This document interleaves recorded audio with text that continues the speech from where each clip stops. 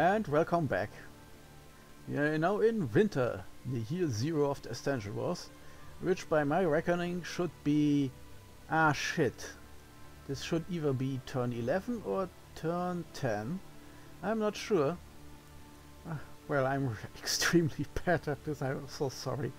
But spring should be the first 3 turns, and summer the next 3, then autumn the next 3, and since early winter it should have been turn 10, this should be turn 11 now. I'm a bit confused because I feel like the game is maybe counting from 0 up. But anyway, messages. Our wayward she-lord in Quadra has searched for magic sites but has not found anything. Then we have battles. First, one of ours. We marched in and got another one of our she-lords unhorsed. That's unlucky, especially since we had basically 0 losses when dunking on those horse tribes. I guess one of them got a lucky hit in. Still the same basic setup. Some blessing and then the army goes onward. Yep, everything is blessed up. And the enemy is just a bunch of cavalry with light lances and short bows. Funnily enough, since their attack skills isn't that bad, they could have killed someone with a sudden charge. But since they're using their short bows, that's apparently not gonna happen. They have fairly high defense, so I guess an unlucky strike. Ah, that's funny, because I've forgotten the same rules for the enemy. Since they're cavalry, sometimes they get unhorsed and then their horses run away. That's funny. Well, an easy victory, but yikes. And it's, I guess I shouldn't complain, because in Dominions 5 and earlier this would have been a lot of dead she-lords. And there was a second battle against another one. And we have encountered a second empire, Vanheim. Now I have to go to our Discord and make diplomacy, since that was a really painful encounter, and of course one of my she-lords was killed. I hope it was the one without a horse, so we're not losing any extra turns. Well, it seems our setup works fine. We can win against other elves. Of course, the Van Heres are the elite warriors of Vanheim. They are able to enter the sacred state of battle fury. Well, they are glamorous, so I suppose they are berserking elves. So they have iron and no vulnerability, so they are apparently just really magic sacred humans for self-elves. Then we have the Birdmen, another type of glamoured Vans. The Vans are a little bit complicated. They are an elf nation, but they have a lot of glamoured humans, or elves without iron vulnerability. The Van Helses, however, are the same. So I guess our elves are just the more pure elves, and they are still elves, but without the vulnerability against iron. Well, makes sense, but since they're not real elves, well, they have high defenses. Fey horse. Well, they're fairly elfy, just without vulnerabilities and with the ability to sail, which is a complicated thing where you can strike across the ocean to other provinces. So it could be that they're not even from here, they just try to land. And they killed some of my cheap units, some of my expensive units, and it's fairly annoying, to say the least. At least we won both battles. And now foreign priests have infiltrated the Church of Gem and Holograms. Now that's not nice. Are those the actual real-life misfits? And now we have another hero. A lot of things to do. Let's go to Lawborough first to see what happened here. Well, good news, they didn't sail from across the oceans. It's just that we were completely sailing blind. Ha! And these are their borders.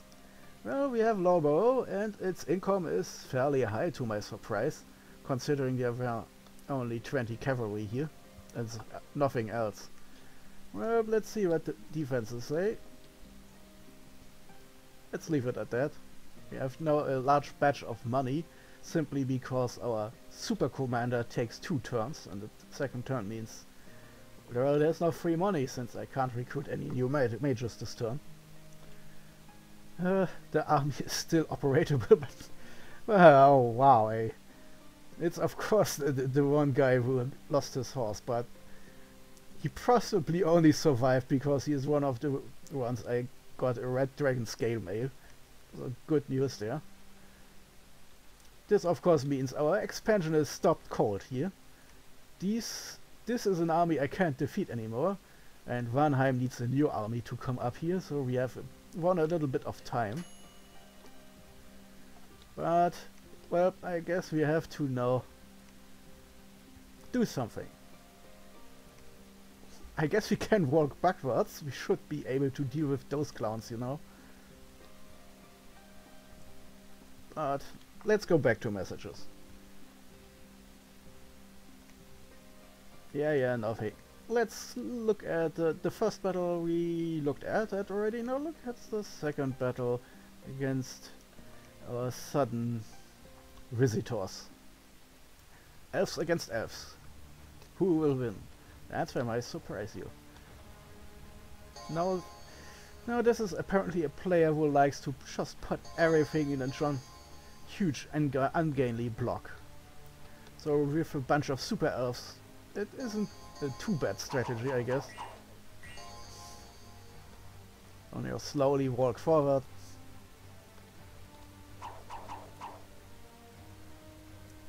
I see. So that's just confusing because it's his bodyguards, but since everyone is heavily glamored up, it looks like an entire army waiting there. And they are nice enough to just slow walk towards us. And then it's elf time. Yeah, we are a bit in superior numbers here. And this is of course nasty, but since I didn't expect these guys to show up, I couldn't just order this poor boy to stay behind our shield wall. So he tries his best to attack alone and kill not only another enemy elf lord, but also his elf guards, which of course went badly for him.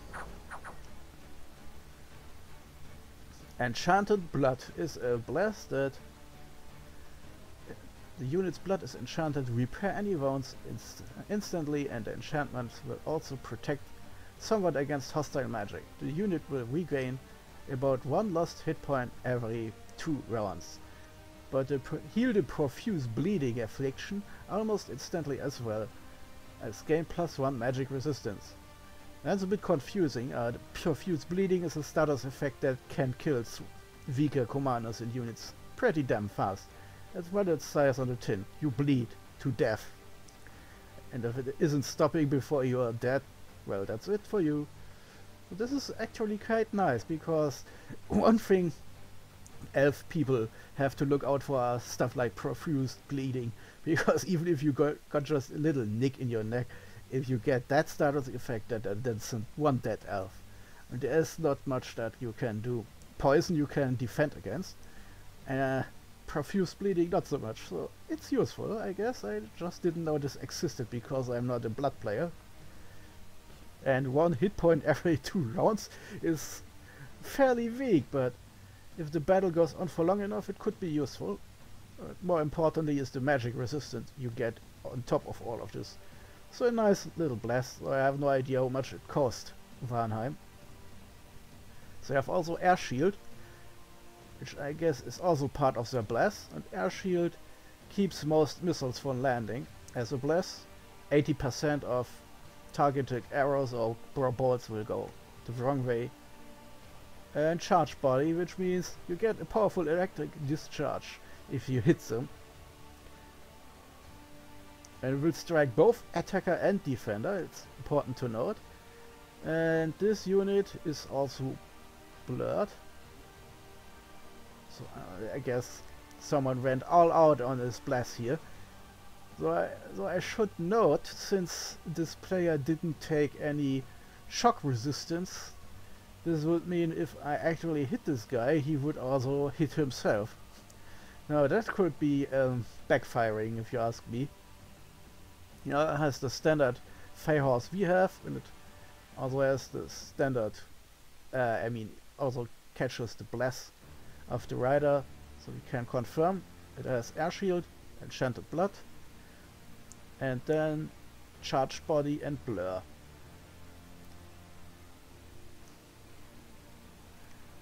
Not as insane as our attempt to not get hit anyway, possible, but it's nice. So, but I'm confused about charged body. Of course, our defense blessers means we have actually a fairly chance to just kill one of them outright in a battle of wits against each other. We have slightly more hit points, our attack skill and defense skill is higher. It's even still higher after his blur hits us. But since we are elves, we have dark vision.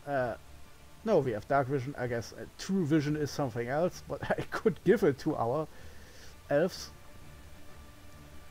And instead of charged body, we have poison resistance because that was left over at the end. And I think I also gave them heroism. Oh, I already forgot. Now we can look after the battle.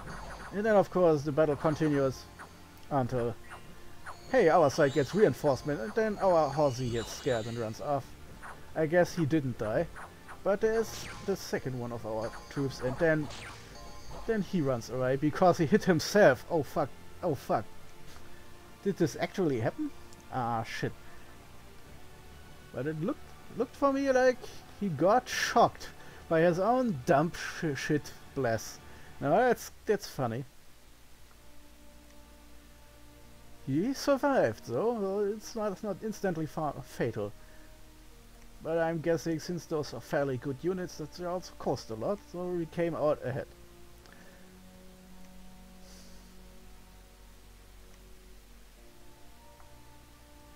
And we have now, thanks to this little melee, another hero. Here's some experience, and Curran is now officially a hero and got the third eye. The third eye grants the hero increased precision and magic resistance. Any commander entering the Hall of Fame gets a heroic ability will become increasingly better while it remains in the Hall of Fame. Nice. Well, since he is not an archer, it's not that nice, but additional magic resistance is quite good. Yeah, I won't complain. And now let's take a look at our temple. Can look at effects of our blast.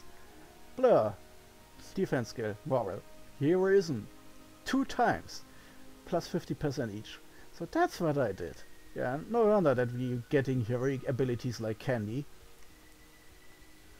The thing is, of course, now we're pretty much stuck here. Let's upgrade the defenses. Oh, I already did it. Haha. So let's do a little bit like this. You immediately go back and get your dumb horse back, or a new one, while you, the last schlumpf, last smurf, search for magic sites since we have to wait a turn now. And then you can get your mount back because you have already site searched.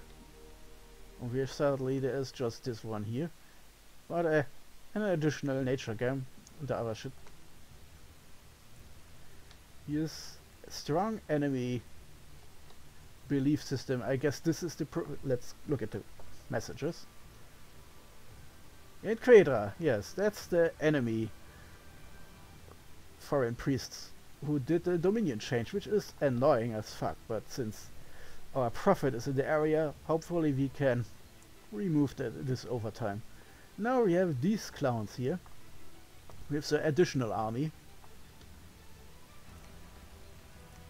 Now that's a bit much for them alone. Let's instead... Oh yes, I can now freely select which combination of those 3 armies shall attack which province. That's a bit much, maybe. This army is sadly too far off. So let's do it this way then. Well, one of you search for magic sides, and you can preach a bit since you can't move this turn. A bit more candles here. Require mount. Side search, require mount. And then we can go on the offensive to collect these provinces here. Let's see, that's a bit much. Maybe not, but these two armies will... this is just one guy alone. These will then attack this province, another easy victory seems like it. While these then next turn will move down, so since they're probably needed and this front line for soon. Then we will move up to this place here, and then our combined strength shall strike down Quenan. At least that's my plan for now, shoring up our western front first. Recruitment. Yep, we have now this guy here, and while I could chain up this one, it's not like we dish next Sheload up already, it's not like we get him earlier. But we can start recruiting more to others and some more slingers, since we don't have the resources for anything else. And we have still a batch of money left over.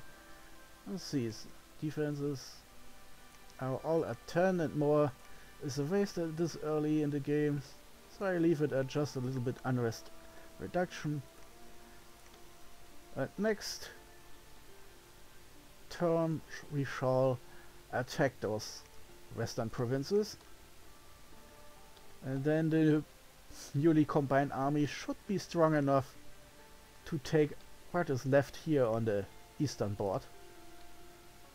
And then I guess we'll have to deal with Mekone and Varnheim in the south. But hey, we can freely decide if we go to war with them, or we could try to get over this bridge here in the east. Sadly, its next turn is late winter, and then possibly an entire year before we can just walk over here. But we don't have to stop expansion completely despite whatever is happening down here, because we will soon have the ability to recruit underwater units, and I hope it's not completely shitty ones. Tritons and Triton Knights. That's a lot of units. And of course there's only one link here. So we need to recruit a lot of those weird turtle kappa guys. Well, let's see, that's the future. It's in the future. Let's look what our scout has unrevealed. Mekone is here. It looked like Mekone was marching possibly in one circle here. But since I'm totally blind here, let's get back here to the border. And can I finally recruit something stealthy here? Nope. We have bad luck with our provinces. Nice income, but not really any scouts available. It would be a bit easier if I had a second 4. But well, I wanted to play elves, and elves are expensive and a bit janky to handle. And I really shouldn't complain, since we acquire mount, it's at least 2 Sheloads I wouldn't have in Dominions 5, I'm sure. I guess I keep the money. Are there some slow chaff units I could get here? Except these guys, of course. They're a bit odd. Their precision is not the best, but at least they have a normal bow range.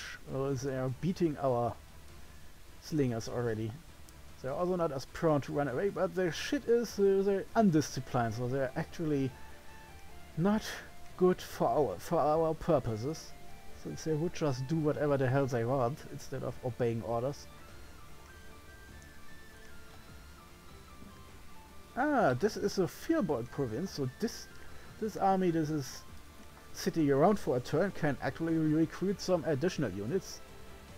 More slingers, or people like this one. Militia, standard, bit higher defense, more, they have a shield, and they have medium moral. Then we have the warriors, they have an axe, more damage, shorter range, a bit more moral, more attack, more defense, when they are not undisciplined, so let's get a lot of them. We have the Firbolg champion, who is certainly not stealthy. Well, let's... Oh wow, this is a fairly empty province. We can recruit one guy. Or a bunch of more... Oh wow, recruitment points. Yes, we don't have many of these either. Well, this would have been a nice province if it hadn't been just farmland, which has really tiny amount of resources. I'm a bit sad. But more slingers means more victims for us.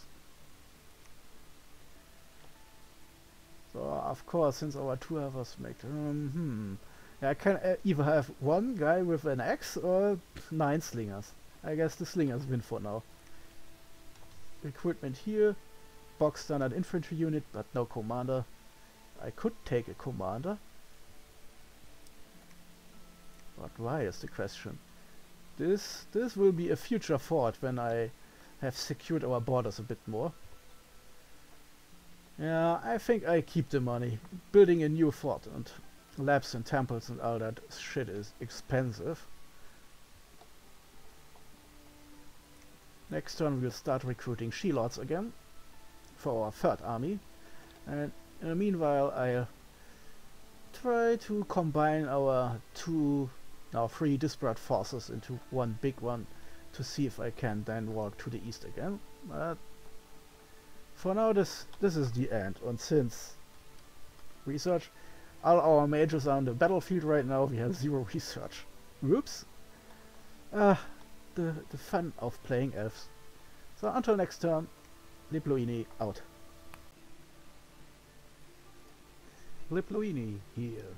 Hello friends, I'm here to continue my Dominion 6 Let's Play with playing Gem into Holograms, the goddess of TNN Oak, elf lady of elf guys.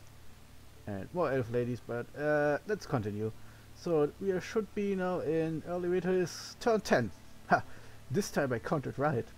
And we had a battle in Quadra, that large province filled with tasty enemies. And we won. With an absolute minimum of losses. 4 of our guys died for 58 of the enemy. Yeah, those Lion Tribe warriors aren't too good. But, oops, one of our guys got unhorsed again, which will cause us some trouble now. Let's see how this was going. I should probably look up if I can set those settings as default some way. Yeah, that's a lot of guys. Now, of course, incredibly shitty. 0 protection, 10 hit points, so any weapon hitting them will kill them instantly. Except for the smallest. Undisciplined, so no fancy orders of battle for them. They have javelins, which can cause trouble if you have also completely unarmed people. Otherwise they have nice defense and absolute standard attack, where I can do some damage, but since they are bound to die against, well, everything, they are also not really dangerous. Then we have the archers. Well, a bit and player control hampered by also being undisciplined. Again, 0 protection, and their attack and defense skills are terrible. So anyway, this means you better hope that those fuckers use their shout bows, because if they fall back on their daggers, well, they ain't getting to hit anything. They're just there to die horribly. Our troops, of course, are meanwhile getting blessed and on their way. Now 14 and 19, it's a bit higher, you'd see. And of course with other shit like being blurred and extra defense on top of all that shit. Yeah, those poor bastards. Of course, our horse guys are still powering up. Let's speed this up. Now they are running and immediately try to attack the commanders, which immediately ruins everyone.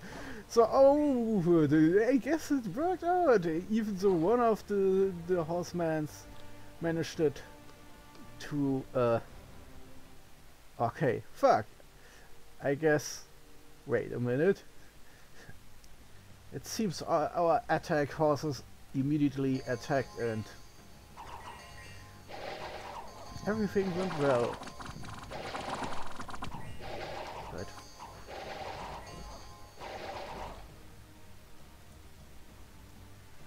Which one of those guys then got unhorsed? Oh, no, he's still on horse. Guess I have to stop at the very last moment. 2, 3. Yeah, okay, the troublesome thing is, as soon as they are unhorsed, they just look the same than any 2 other warrior. Then this should be our profit, right?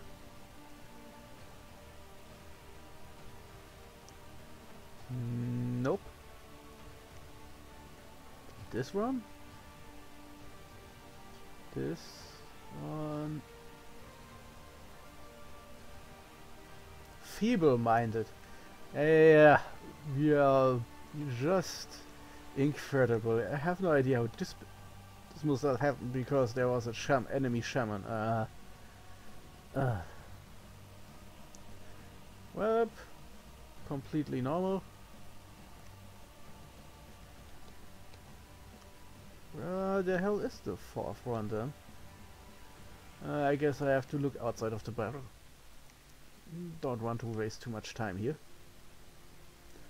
So, there was an overwhelming victory, but we now have none of them feeble-minded. This is a bit strange, I suppose.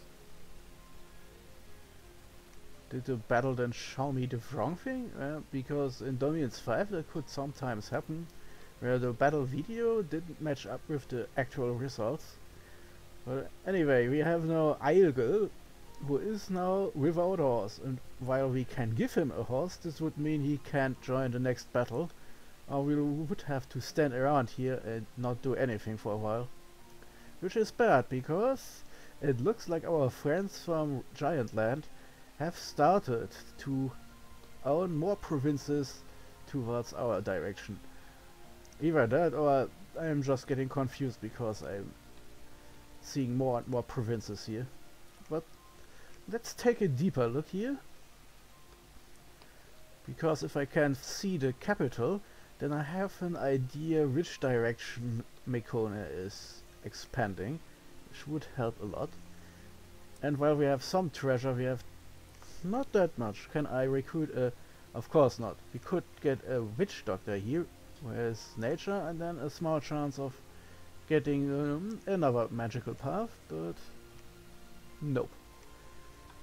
Again, we have a province with nice income, but no scouts for us.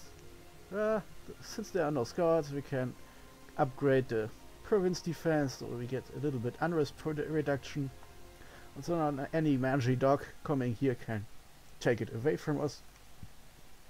And now we have multiple targets to go. We have these guys here, easy pickings, but we have no idea what would we get from there.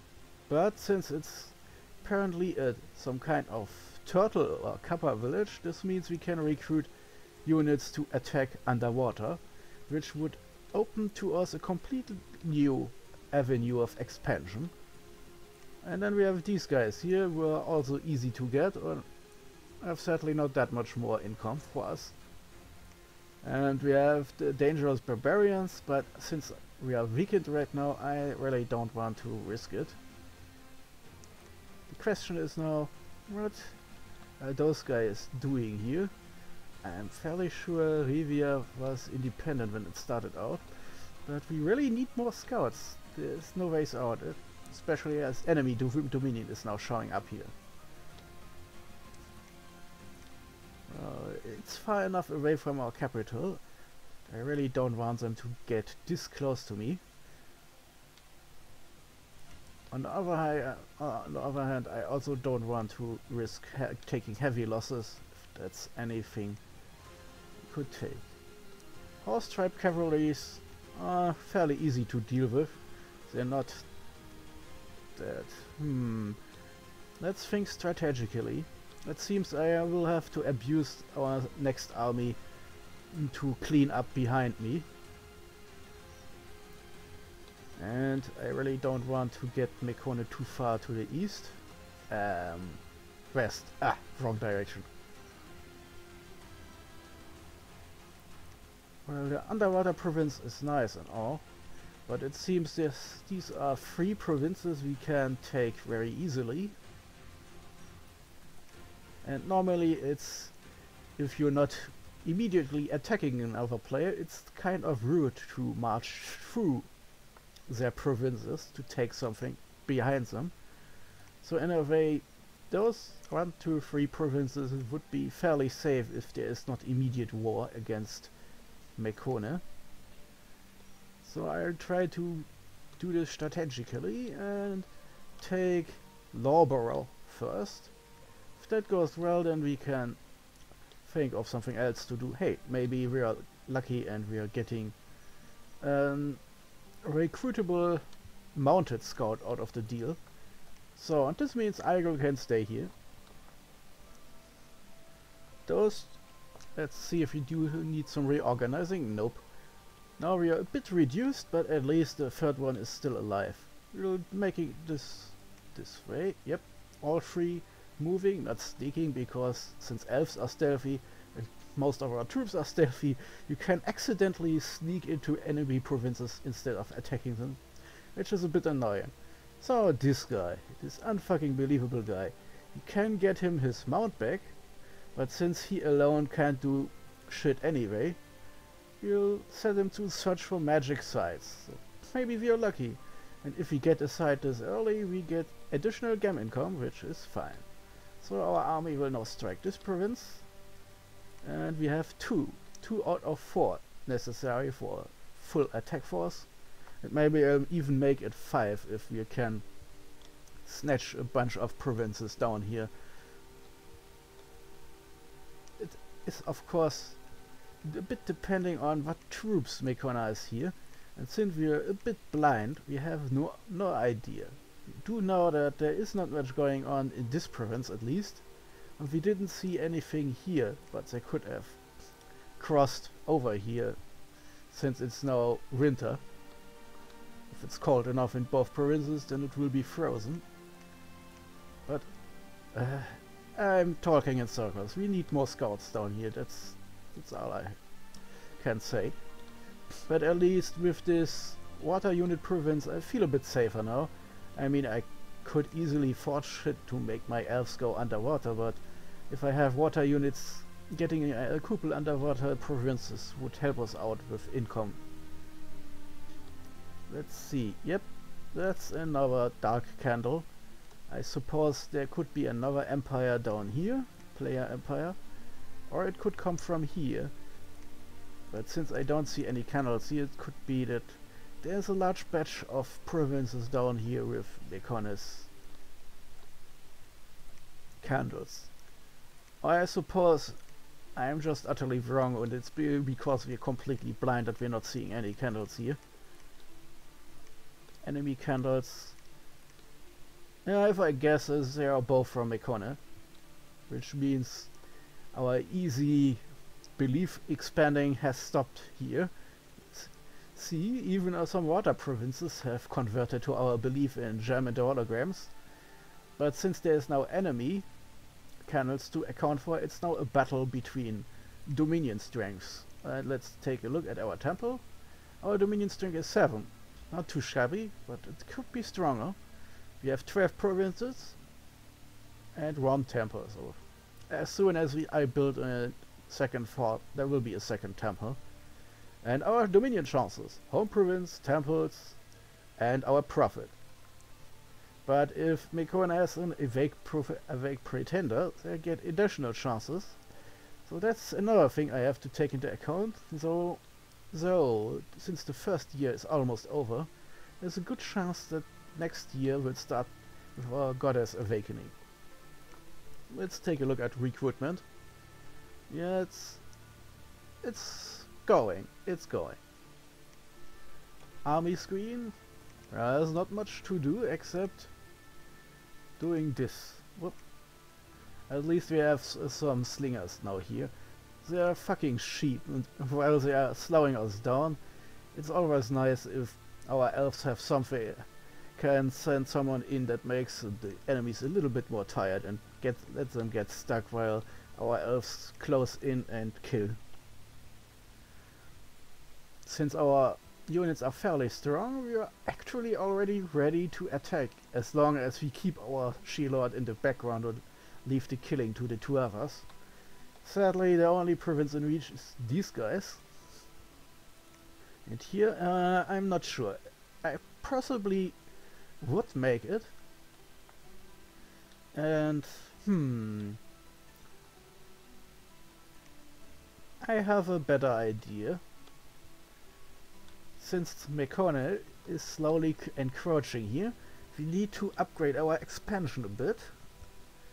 So let's see, 12 units is... But on our side there are two others. And even back down you have 21.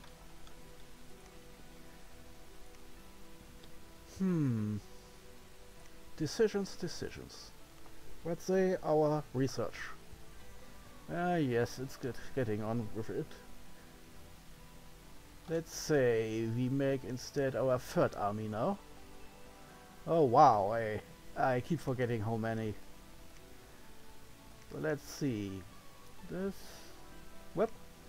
And now we take 2 turns to get this V, who has a lot of research, which of course is not that enormous powerful, because we will take him as an army commander.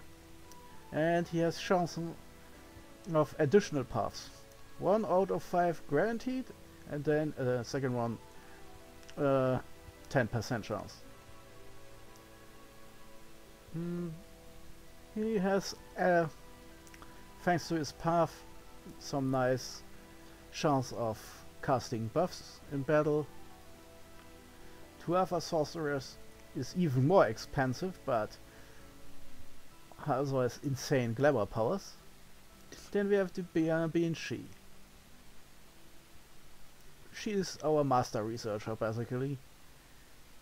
So let's see it. Let's do it like this. I'm recruiting this one now, and this will basically be his guard, because he's fairly expensive, so we don't want him to stand around alone. And then I recruit, say, 4 of those, and then I switch to research, because 4 of those are a nice medium. Many more and it would get ridiculous, I feel, and any less than that, and the danger of losing against Indies gets too high for my taste. So, but this means that these 2 are now reinforcements. Hold and fire closes them enemy. This allows them to stand around getting buffed and blessed, and then they march forward to use their javelins, and then it's time for massacring the enemy. Since I have one little glob of Firbolg slingers up there in the other army, I do them this way. Then I do this and I do this.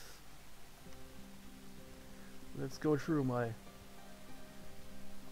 different scripts. Do I have unlocked anything else, really? Nope.